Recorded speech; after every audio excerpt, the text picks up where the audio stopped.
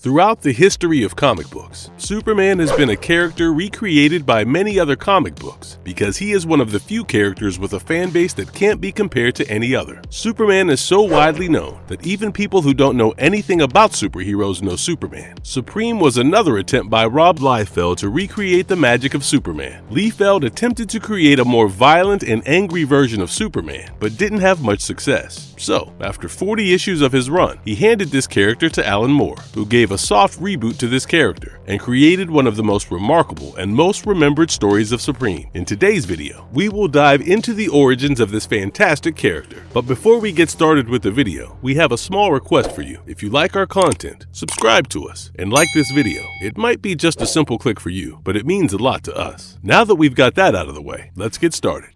Backstory of Supreme. Supreme made his debut in 1992 in Youngblood issue number 3. His real name was Ethan Crane. Rob Liefeld created him as a tribute to Superman. He created this character as a violent Superman who uses his brawn instead of his brain to fight an enemy. He was the strongest character in Rob Liefeld's comic universe. But Supreme gained popularity when Rob Liefeld handed him down to Alan Moore. Alan Moore retconned the previous history of Supreme and gave us a Supreme that was not as violent and angry as Rob Liefeld's version. Alan's version of Supreme was a tribute to the Silver Age Superman. Alan Moore started his run in 1996 with Supreme issue number 41. And gave us a story about what happened to the previous versions of Supreme, and later gave us the origin of this new Supreme. The story starts when Supreme returns to Earth, but he finds that the Earth is flickering between its 1940s version and 1990s version of itself. This is extremely confusing for Supreme, and he thinks this is one of Loki's tricks. Supreme then uses his micro-sight to confirm that this world is flickering, but is confused about when he got his new power. He is sure he didn't have micro-sight earlier. He thinks there are some memory gaps in his brain, and that it's a trap by Loki. Suddenly, he is greeted by 3 other Supremes from different realities. He is puzzled by watching duplicates of himself and starts attacking them. Right about then, Squeak the Super Mouse sneaks up on him and knocks him out. Supreme is confused about how a mouse knocked him out. The other Supremes ask him to accompany them to the Supremacy, where everything will make sense. He is reluctant at first, but follows them to the Supremacy to discover that it is a celestial golden city dedicated to him. He is bewildered at first, but the other Supremes explain to him that this is a limbo, where every version of the Supreme that once existed resides. Supreme is confused as to how there could be other versions of him. The other Supremes reveal that they are taking him to the Supermarch, who is the king of this limbo, and he'll explain everything to him. On the way to Supermarch, another version of Supreme warns the new Supreme to be cautious about Darius Dax. New Supreme is confused and asks who Darius Dax is, and Superior asks him not to worry as there might not be a Darius Dax in his continuity. Right about then, they reach the palace of King Supreme, who is also referred to as Supreme,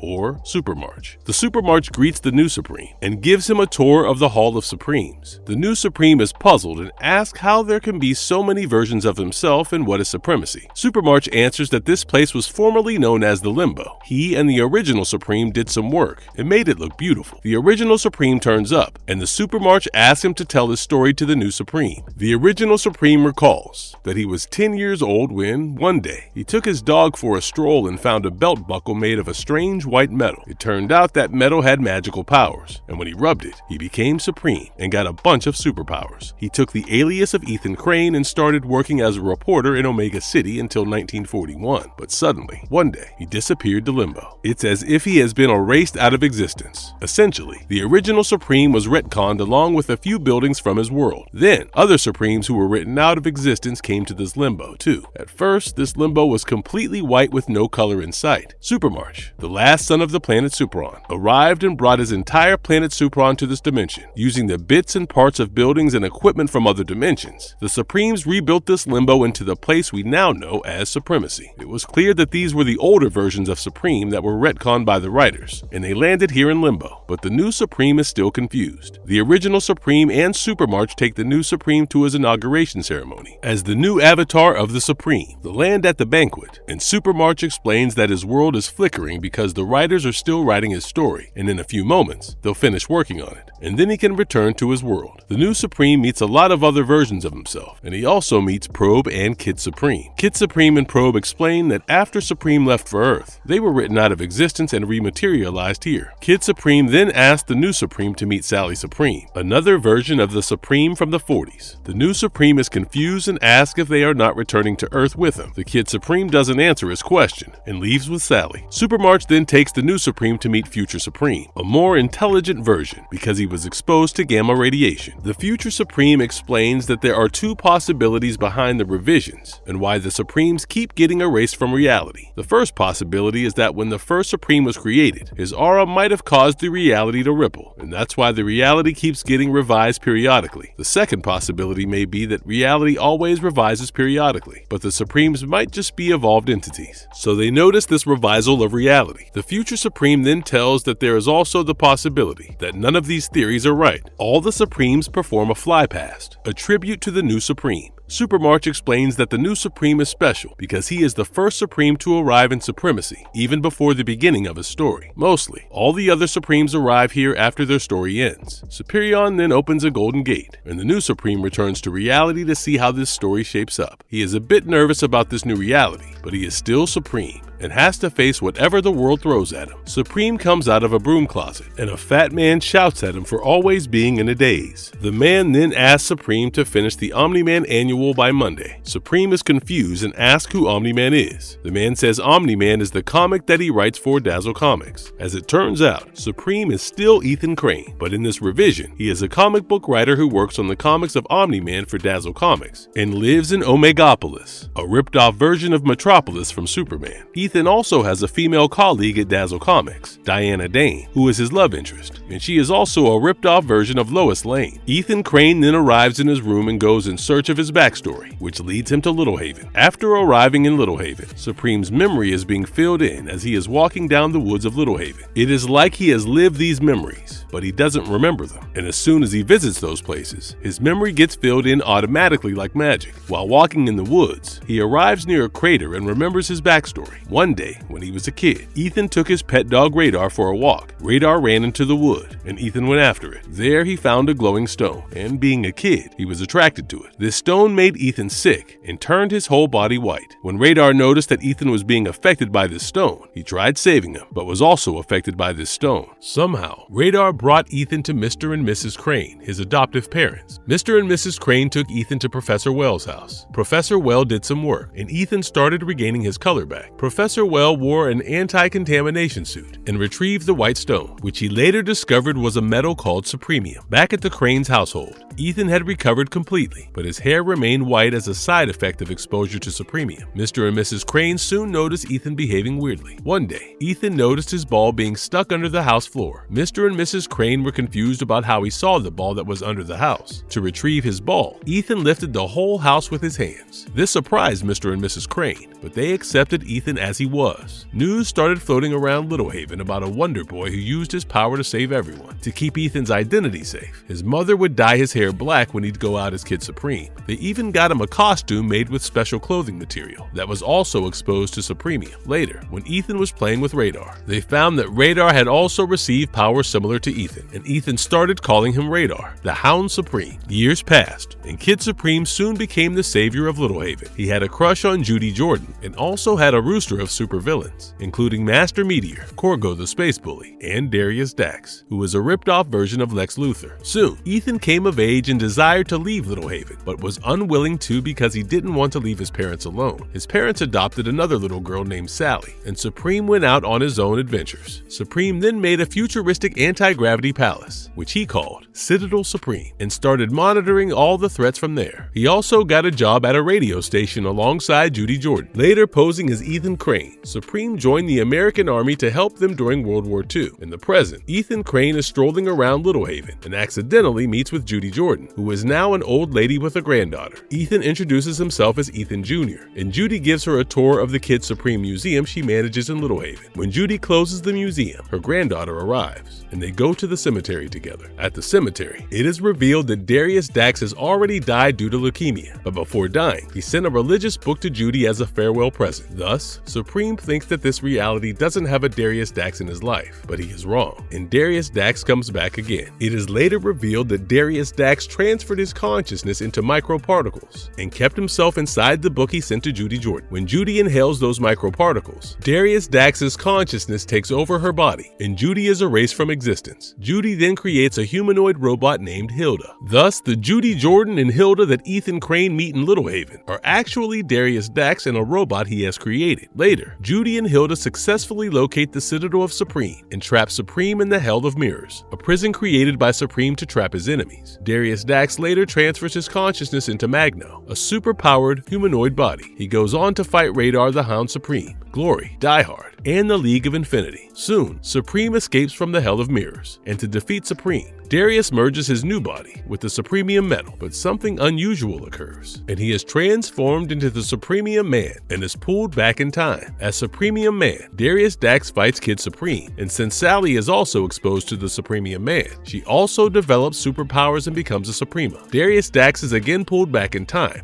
and becomes the Supremium meteorite that little Ethan was exposed to, which gave him his superpowers. This creates a paradox that Darius Dax is so hell-bent on destroying Supreme that he becomes Supreme's creator. The Return of Supreme. In the Return of Supreme storyline, in Omegapolis, Supreme thinks that Judy Jordan has died, but discovers there is an ember of Judy Jordan's consciousness that is still alive inside her body. Supreme transfers this consciousness into an android body called the Suprematron. This way, Judy Jordan also receives superpowers, but she is unhappy as she has lost the last 20 years of her life. Another android made by Supreme, S1, starts falling for Judy Jordan and eventually confesses his love for her. S1 changes his name to Talos, and Supreme arranges a marriage between Talos and Judy in his citadel. The new couple then leaves Earth to find an uninhibited planet where they can spend the rest of their lives. While Ethan parts ways with his childhood crush, his relationship with Diana Dane is going pretty well. But things turn pretty shaky because Ethan repeatedly leaves her and runs away because of some emergency. So, Supreme devises a way to mesmerize her and arranges a tour for her in his citadel as Supreme. This gives Diana a lot of ideas about how to go forward with Omni-Man. Meanwhile, it is revealed that Darius Dax has not died. Instead, he was transported to a limbo dimension similar to Supreme's. He landed in this limbo dimension, which was called Daxia, and met many other evil alternate versions of himself. He convinced his evil counterparts to arrange a way to send him back to the 90s, and he'd finish what the others couldn't. He would defeat Supreme this time. Darius Dax has somehow picked up a newly released version of Omni-Man and discovered a storyline that is similar to what he experienced in Daxia. He quickly understands that Supreme also had a limbo filled with other Supremes, and thus devises a plan to attack this limbo with the other Darius Daxes and kill every Supreme that ever existed. His plan to kill off all the Supremes in Supremacy almost comes to fruition until the original Supreme is freed from his containment and kills all the Daxes. It appears that Darius Dax is finally dead, but he makes another appearance in Supreme, Blue Rose, where he is portrayed as an African American.